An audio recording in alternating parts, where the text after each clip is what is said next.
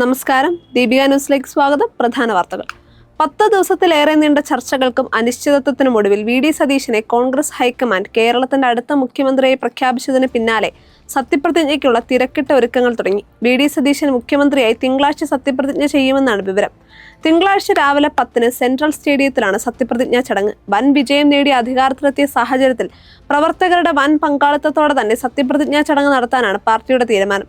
ഇത് പ്രകാരമാണ് ചടങ്ങ് സെൻട്രൽ സ്റ്റേഡിയത്തിലാക്കിയത്. അതേസമയം വി.ഡി. സതീശനെ മുഖ്യമന്ത്രിയായി തീരുമാനിച്ച പാർട്ടി തീരുമാനത്തിനൊപ്പം മുഴുവൻ എം.എൽ.എമാരും നിൽക്കുമെന്ന് പ്രതീക്ഷിക്കുന്നതായി AICC general secretary Deepa Das Munshi പറഞ്ഞു.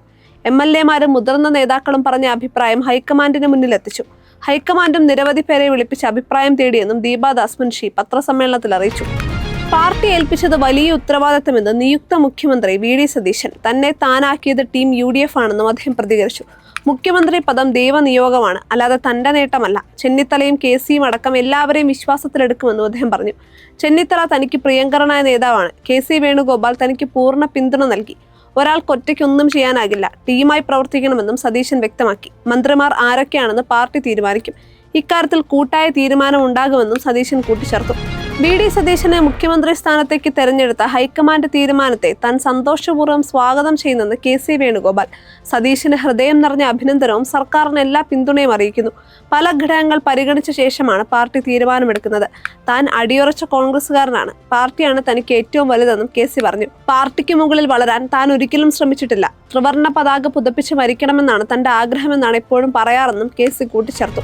തെരഞ്ഞെടുപ്പിന് ശേഷവും 10 ദിവസത്തിലേറെ നീണ്ടുനിന്ന മുഖ്യമന്ത്രി മത്സരത്തിൽ ഒടുവിൽ വിജയിയായി വി.ഡി. സതീശൻ. ഇഞ്ചോടിഞ്ച് പോരാട്ടമെന്ന് വിശേഷിപ്പിക്കാവുന്ന തരത്തിലാണ് KC വേണുഗോപാൽ, രമേശ് ചെന്നിത്തല, വി.ഡി. സതീശൻ എന്നിവർ തമ്മിലുണ്ടായ മത്സരം. KC എന്ന കോൺഗ്രസിലെ അതികായനെ മറികടന്ന് മുന്നിലെത്താൻ സതീശനെ സഹായിച്ചത് സംസ്ഥാനത്തെ ജനവികാരം തന്നെയാണ്.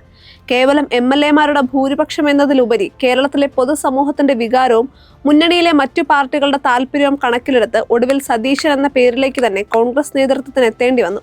പാർട്ടിക്ക് പുതിയ ഊർജം നൽകാനും വരാനിരിക്കുന്ന ഭരണകാലയളവിൽ ശക്തമായ നേതൃത്വം ഉറപ്പാക്കാനും സതീശന്റെ വരവ് ഉപകരിക്കുമെന്ന വിലയിരുത്തലിൽ കൂടിയാണ് സതീശനെ തന്നെ മുഖ്യമന്ത്രിയാക്കാൻ ഒടുവിൽ നേതൃത്വം തീരുമാനിച്ചത്. മുഖ്യമന്ത്രിയായ വി.ഡി. സതീശനെ എ.ഐ.സി.സി പ്രഖ്യാപിച്ചതിന് പിന്നാലെ ഹൈക്കമാൻഡിനെ അതൃപ്തി അറിയിച്ച് മുതിർന്ന നേതാവ് രമേശ് ചെന്നിത്തല തന്റെ സീനിയോറിറ്റി പരിഗണിച്ചില്ലെന്നും അച്ചടക്കം പാലിച്ചിട്ടും കടുത്ത അവഗണന നേരിട്ടെന്നും ചെന്നിത്തല അറിയിച്ചു.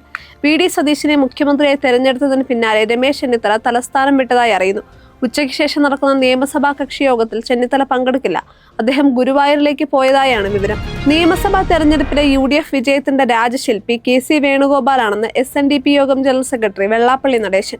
ആളുകൊണ്ടും അർത്ഥം കൊണ്ടും നയരൂപീകരണത്തിലുമെല്ലാം വളരെ സ്വാധീനം ചെലുത്താൻ വേണുഗോപാലിന് സാധിച്ചു. മുഖ്യമന്ത്രിയായി തെരഞ്ഞെടുക്കപ്പെട്ട വി.ഡി. സതീശന് സാമൂഹ്യനീതിയിൽ അധിഷ്ഠിതമായ ഭരണം കാഴ്ചവെക്കാൻ സാധിക്കട്ടെ എന്നും വെള്ളാപ്പള്ളി പറഞ്ഞു. വേണുഗോപാൽ MP ആയിരുന്നു. MP ആയാൽ ഇത്തരത്തിൽ മത്സരരംഗത്തുണ്ടാകുമെന്ന് ആരും പ്രതീക്ഷിച്ചിരുന്നില്ല. തെരഞ്ഞെടുപ്പിൽ സമ്പത്ത് കൊണ്ടായാലും ബുദ്ധി കൊണ്ടായാലും വിജയത്തിന്റെ പ്രധാന ശില്പി വേണുഗോപാൽ തന്നെയാണ്.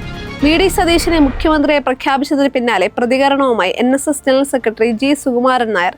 സതീശനെ മുഖ്യമന്ത്രിയാക്കിയത് കഷ്ടമായി പോയെന്ന് അദ്ദേഹം പ്രതികരിച്ചു. ഇതിനായിരുന്നെങ്കിൽ ഇത്രയും താമസിപ്പിച്ചത് എന്തിനാണെന്ന് അദ്ദേഹം ചോദിച്ചു. മുഖ്യമന്ത്രിയെ തെരഞ്ഞെടുക്കുന്നതിൽ കീഴ്വഴക്കങ്ങൾ പാലിക്കപ്പെട്ടില്ല.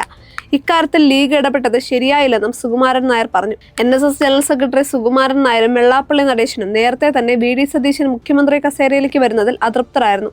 ഇതിന്റെ പ്രതിഫലനമാണ് ഇപ്പോഴത്തെ പ്രതികരണമെന്നാണ് കരുതുന്നത്. പൂന ഹദസ്പൂരിൽ ആശുപത്രിക്ക് പുറത്ത് ബോംബ് കണ്ടെത്തി. ആശുപത്രി പരിസരത്താണ് സംശയാസ്പദമായ വസ്തു കണ്ടെത്തിയത്. വിവരമറിഞ്ഞ ഉടൻ തന്നെ പോലീസ് ബോംബ് സ്ക്വാഡിനെയും അഗ്നിശമന സേനയും അറിയിച്ചു. ഡോഗ് സ്ക്വാഡ് ഉൾപ്പെടെയുള്ള സംഘം സ്ഥലത്തെത്തി സുരക്ഷ ഉറപ്പാക്കി. ബോംബ് സ്ക്വാഡ് ഉദ്യോഗസ്ഥർ കണ്ടെടുത്ത വസ്തു പരിശോധിച്ച് കൂടുതൽ സുരക്ഷാ പരിശോധനകൾക്കായി ആശുപത്രിയിൽ നിന്ന് അകലെയുള്ള തുറന്ന സ്ഥലത്തേക്ക് മാറ്റി. പരിക്കുകളോ മറ്റ് നാശനഷ്ടങ്ങളോ റിപ്പോർട്ട് ചെയ്തിട്ടില്ല.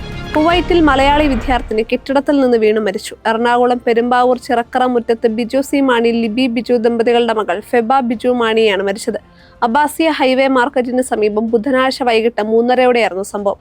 അബ്ബാസിയ യുണൈറ്റഡ് ഇന്ത്യൻ സ്കൂളിലെ 9ാം ക്ലാസ് വിദ്യാർത്ഥിനിയാണ് ഫെബ. മൃതശരീരം തുടർ നടപടികൾക്കായി ഫർവാനി ആശുപത്രിയിൽ സൂക്ഷിച്ചിരിക്കുകയാണ്.